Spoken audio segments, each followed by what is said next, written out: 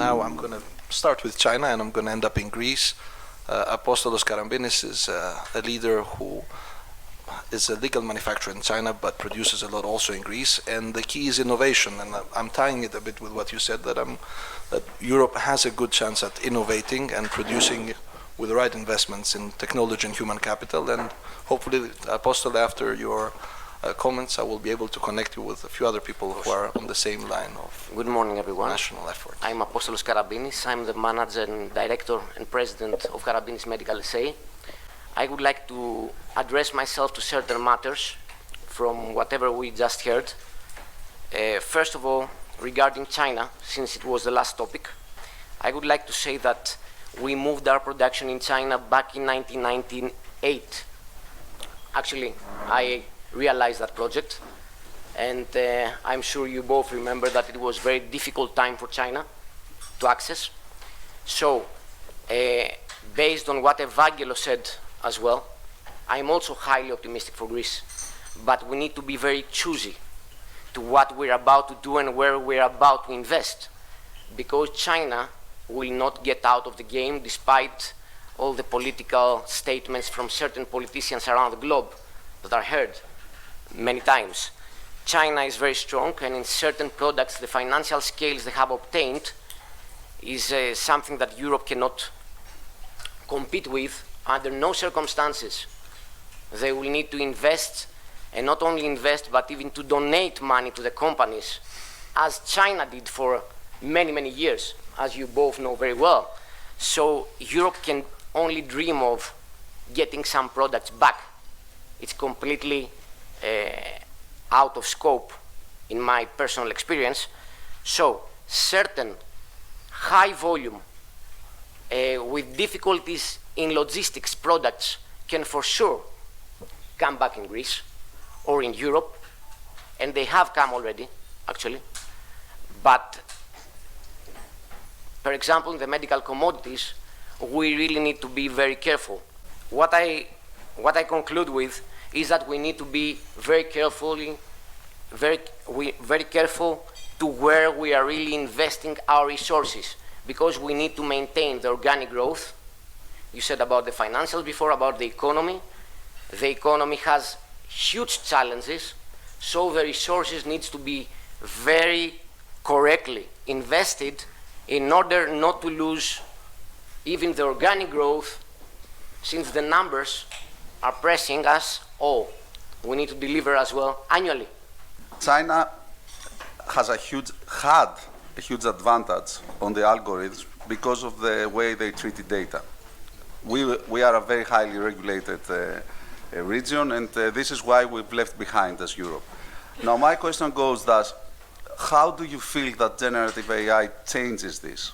Because practically, I'm not sure, but you will help me here, that I believe that maybe it's an opportunity for us, despite the high regulation and the data protections that China doesn't have, to leapfrog using generative AI, because we can do that. It's a much easier way to handle the lack of data that we have in processing, etc. Do you see that as an opportunity? They have a very different way to think about regulation.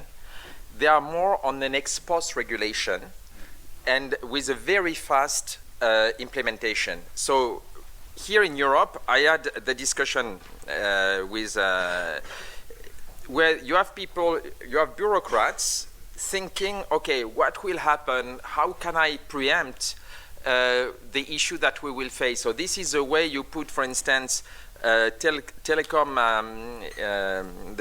networks in the critical infrastructure, and therefore you cannot use AI for them and so on, which is a real hurdle. So we put hurdles on hurdles on hurdles. So in China, the way they do it, they say, okay, we look at it, they have a real constant dialogue with the companies, and then at some point they say, okay, this is a regulation and it needs to get implemented in 6 months. So I think that it's very different. So it's not to say that they are perfect. I'm not Chinese, so but I think that we have some lessons to. We should not throw away the baby with the best tube. or with the bathwater, I don't know how you say that in English. So this is the first point. Then on generative AI, what is true is that with generative AI, you can create synthetic data that are absolutely critical to train the algorithm and even the traditional ML and so. So the only fear I have, and you see it in Italy and others, is basically that we are so afraid of what could happen that we will regulate. So we will do our best in Europe to make sure that European companies cannot benefit from it. At least this is my fear. AI, it will actually make us better in our decision making. In the same way that we saw tech changing the way we trade, in the words of Ray Dalio giving us principles, AI has helped us, and we're experimenting it now in Brook Street, to make principled decisions, analyzing the effects, and going back to metadata analysis and Oxford Analytical, how we make decisions and how they impact social, economic, ESG, and diversity criteria, take into consideration what is happening in the financial world.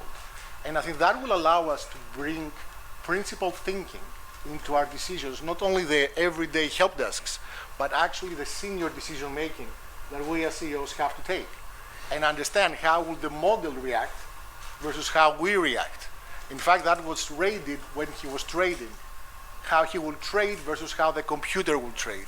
And I think that's the biggest ground-changing, game-changing I have seen in bringing principled thinking into very senior decision-making. That's where I see the opportunity.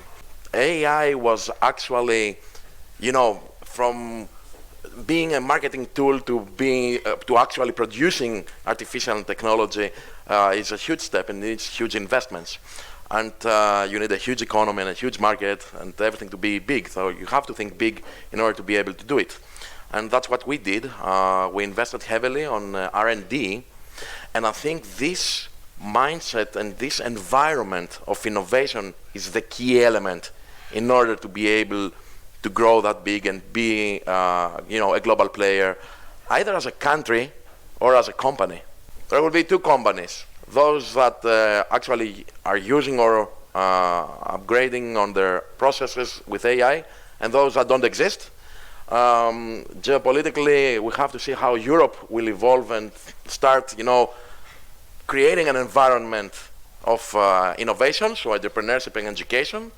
And I have to say that for us, at least, the key was the constant training, the openness to do mistakes, and the idea that nothing is impossible, and it has actually worked. Europe over the last 10 years has seen being a leader in private equity outperformance. The result actually was that MSCI index performed since inception 7%, 6.51 if I recall correctly, versus the private equity index, which was reported at 16%. So what we're seeing in Europe is going back to our roots of innovation, because America came from Europe, if I recall. So we are going to what we have seen. Sophia Antipolis was one of the first centers that was innovating long before anybody else had that. Every country has the right to innovate. Every country has the right to dream bigger. The cost of risk is what is different. If you bankrupt in the UK, you're dead.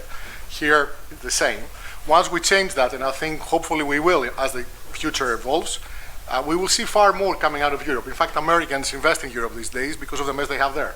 So I think the future is exciting. And in every adversity, there is the seed of opportunity, to conclude with what you were saying. How can we invest best this 80 to 100 billion, and are these tools helpful to innovate? And then Theophile prepare, because no investment is good without the people who are going to deliver. And the skills for growth is a big ask and a big question for the Greek market at the moment. Νομίζω ότι όλα τα πράγματα περνάνε από ένα τρίπτυχο. Το τρίπτυχο κατανόηση, προσαρμογή και δράση. Μιλήσαμε εδώ για τεχνολογία, για AI, για πράγματα τα οποία είναι δεδομένα πλέον. Νομίζω ότι πολλές φορές, και επειδή έχουμε να κάνουμε και με leader στην εταιρεία, εδώ πέρα στο panel και με CEO κτλ., πολλές φορές αργούμε πάρα πολύ να κατανοήσουμε. Μετά δαπανούμε πάρα πολύ ενέργεια στα ερωτήματα της προσαρμογής και τελικά δεν μας μένει ενέργεια για τη δράση. Έχω λοιπόν την εντύπωση ότι αυτό που εκεί που πρέπει να δώσουμε έμφαση είναι στο να κατανοούμε πολύ γρήγορα. Ιδανικά, αν θέλουμε να γίνουμε Silicon Valley, όπως είπαμε, να μπορούμε να δημιουργούμε τις εξελίξεις, δηλαδή πριν καν το δούμε, να το δημιουργήσουμε.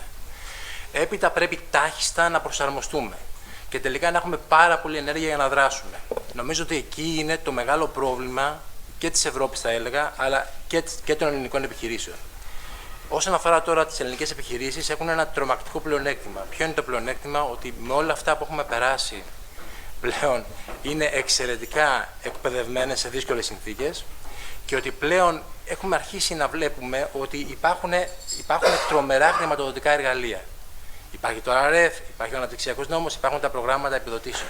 Θα πρέπει λοιπόν πολύ γρήγορα να κατανοήσουν σε ποια κατάσταση βρισκόμαστε και η χώρα και το περιβάλλον και οι ίδιες, πάρα πολύ γρήγορα, γιατί ήδη έχουμε αργήσει να προσαρμοστούν και κυρίως να δράσουν. Εγώ νομίζω ότι ακόμα καθόμαστε και συζητάμε πολλές φορές για πράγματα τα οποία είναι αυτονόητα. Δηλαδή, η τεχνολογία θα έρθει, είναι αυτονόητο. Okay. Τι πρέπει να κάνουμε? Να προσαρμοστούμε πολύ γρήγορα και να δράσουμε ώστε να γίνουμε περισσότερο ανταγωνιστικοί. Αγαπητέ Στάθη, όντως, απλά το αυτονόητο στην Ελλάδα, όπως ξέρεις πολύ καλά, δεν είναι πάντα έτσι. Και όντως οι ελληνικές επιχειρήσεις, για να χρησιμοποιήσουμε λίγο και όρους του κλάδου της ιατρικής, έχουν πολύ ισχυρά αντισώματα με αυτά που έχουν περάσει πραγματικά, η μία κρίση πίσω από την άλλη. Αλλά αυτό πιστεύω μας κάνει πιο δυνατούς. Και μιλώντας για τη δύναμη που πρέπει να έχουμε, είναι όντως οι άνθρωποι. Και τώρα νομίζω ότι είναι η κατάλληλη στιγμή. Ο Θεόφιλος ήθελε και από πριν να κάνει μια παρέμβαση για το κομμάτι των skills, μας αφορά όλους. We see, and it's a global thing actually, a big disconnection throughout the past like 6 or 7 years between unemployment and the economy. So usually unemployment is very tightly connected with growth. When you have growth, you don't have unemployment, and vice versa. But as I'm sure everybody can testify here, you can't find people at any level, at any job, at any place, any industry, like there's just not, the people are not there. Which on one hand means they don't have the skills. We can't find people that they don't have the skills. But even if you look at unskilled workers, like for example in tourism, there is a very big component of the about 80 to 100,000 people that were missing from this season here, that they don't really need skills. It's like the lowest level of the market. The same for logistics, for couriers, for warehouses, like all of these things. You can't even find people there. Which is weird because we are now, and we were also in COVID, in periods that we didn't have that level of growth. So I was wondering, how do you see that? Probably even, especially for Europe, not having a dual mandate from the European Central Bank in comparison with US. So the European Central Bank, in theory, by their mandate, they don't care about unemployment. They only care about price stability. So how do you see this? How do you think that this is it going to get connected again? Are we going to see a more rational combination of growth and unemployment? And then just passing to skills, I actually found something very interesting that you said before, that AI should be used for mundane stuff to start with. And if you think about it, this is such a fast pace of move. We didn't get trained to use social media. We didn't understand it. We didn't have the regulation. We didn't have the ethics component then. And it really backfired massively. Now we have the same thing with AI. I mean, people in theory, and this goes back to skills, the biggest skill, people ask me what is the skill of the future, I say asking the right questions. Because we have abundance of information. You're absolutely right. Many of the companies I'm discussing with at the moment, they say, okay, how do we make sure that people are asking, the art of asking is back. And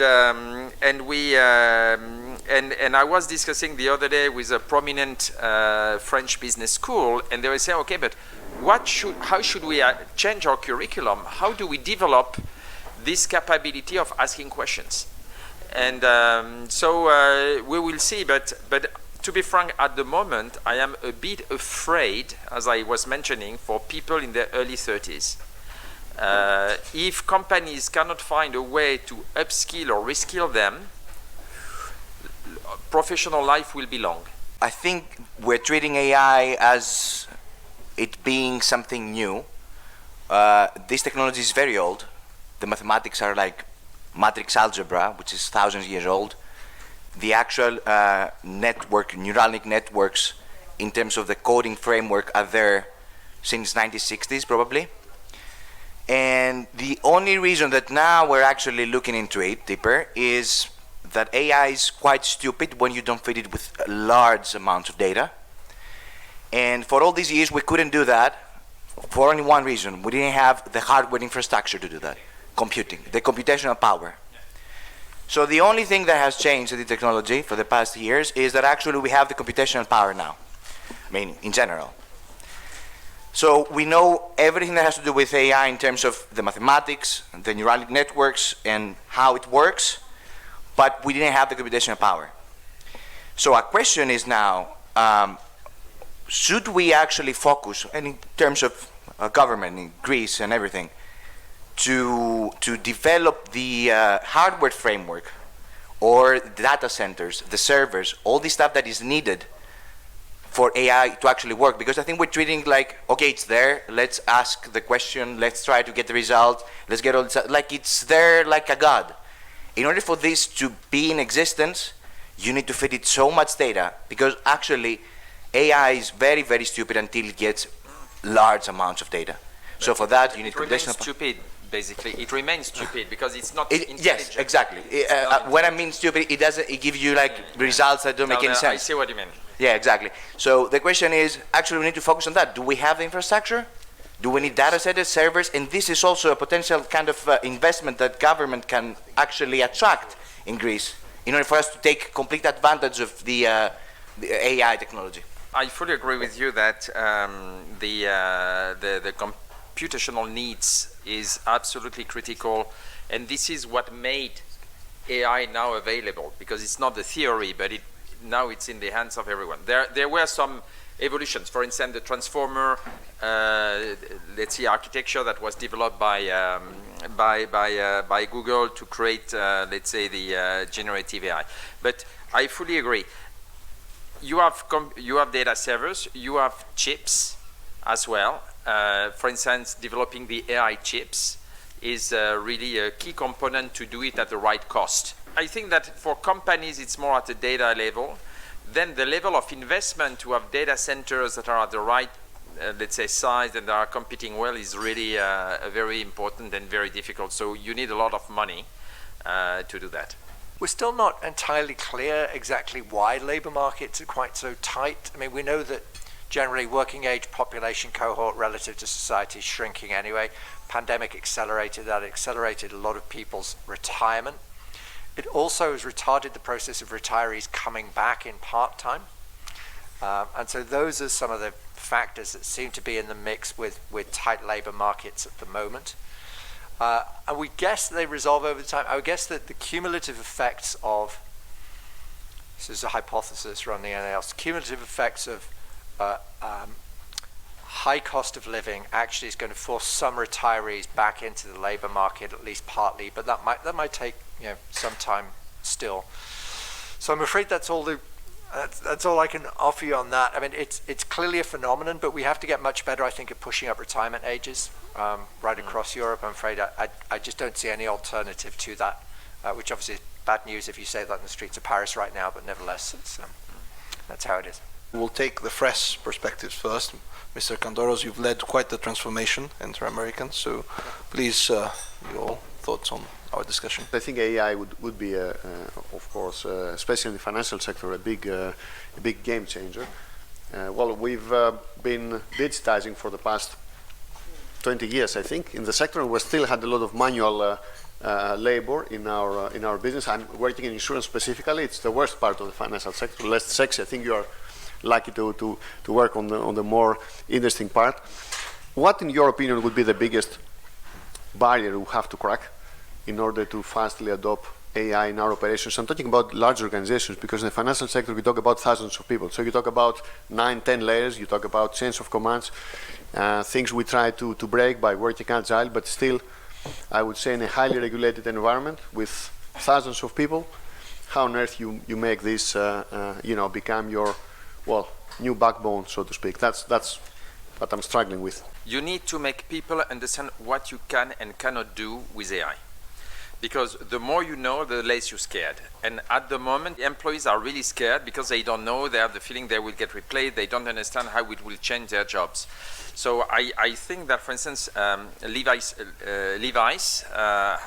Strauss & Co. has developed a big university, so everyone every people that are in stores basically are trained to understand what you can do and how their role will evolve. And I think that you said it's very big, so it's a big effort, but we have to do it if we want to get the benefit of AI. I have had the opportunity to be in the renewable energy business since the late 90s. Mostly working in Germany in the development of new wind turbines back in the day. So one thing that is very important to notice is that a lot of this part of this technology for the green transition actually was generated within the EU. It was also generated with state funding. So basically all Europeans paid for the development of this green transition, and we are riding this wave right now. So we are basically, the investment was made by the Europeans, and now it's a global business. Unfortunately, what we have seen is that Europe very often does not protect its IP, and I have lived through this transition where everything was moved to China with respect to IP. I don't speak about manufacturing per se. So what is interesting now is that the green transition is actually basically Chinese transition, and I know for a fact that the key points for transition are power electronics, are rare earth materials, is lithium, is not only that, it's also controller technology, so software. In this regard, as Omiros mentioned before, there's a lot of investment in startups in Europe. However, those are mostly focused on service startups, probably software startups, and maybe integration startups. So what I identify is that the fundamental research that usually drives the future of innovation is not well protected in Europe.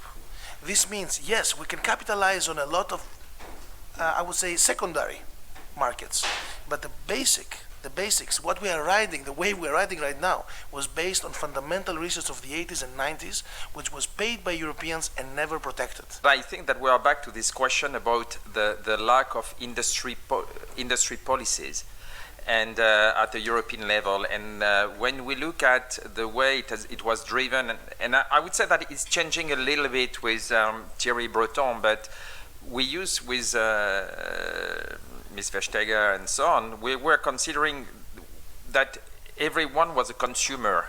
We were not considering that human beings were consumers, but employees and citizens. So I think that there was this bias, so we have never been building European giants. I was part of the discussions between Siemens and Alstom, and then basically the UK at that time and the Spanish said, oh yes, but if they merge, it might have an impact on our consumers because of that.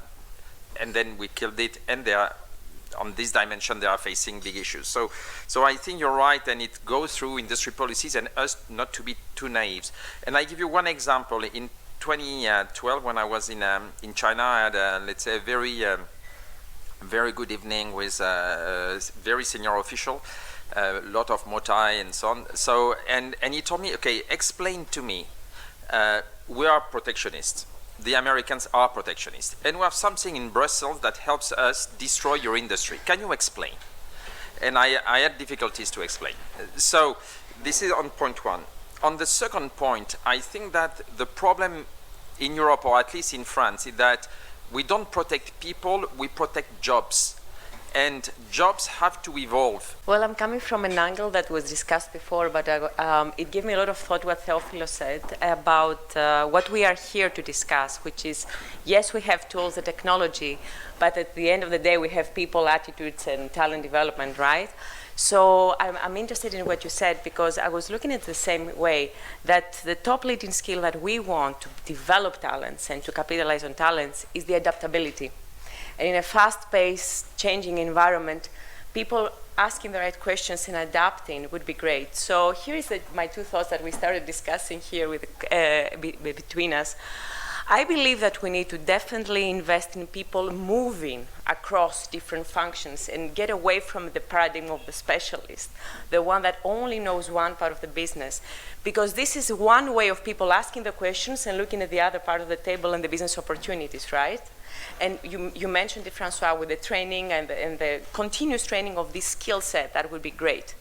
What I'm interested in, after 16 years abroad, I'm coming back to Greece, so I'm looking at a market where, on the other hand, we have people afraid of the change. And Nicola said it, in an environment that quality of life and the cost of life has made people a little bit reluctant to change, reluctant to mobility.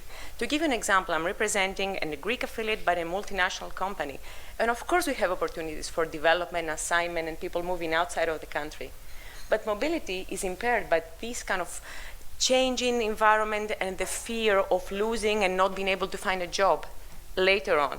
So, Nicola, Francois, what are your thoughts in this one? How do we manage the need to keep having ambition, mobility, development, people adapting to the new environment, but at the same time, people being afraid that I'm going to lose my job, and how I'm going to find a job in the back end of another cycle of geopolitical changes? So my company doesn't do advocacy. So I'm not the person to go say what should we do this, but my feeling is it's going to be partly a question of political will, actually just do more, make more of the existing rules, and then also change the rules at the European level. We know it's going to have to be at the European level. We've already seen there's a lot of resistance, which was evident when Europe was discussing how to respond to the Inflation Reduction Act. The internal market is inviolate, and therefore I think it's going to be at the EU level. I suspect there's an opportunity with the WTO appellate body still in quorum to push the rules a bit more on WTO, because ultimately you'll appeal and then nobody will hear your appeal, so there will not be a final ruling.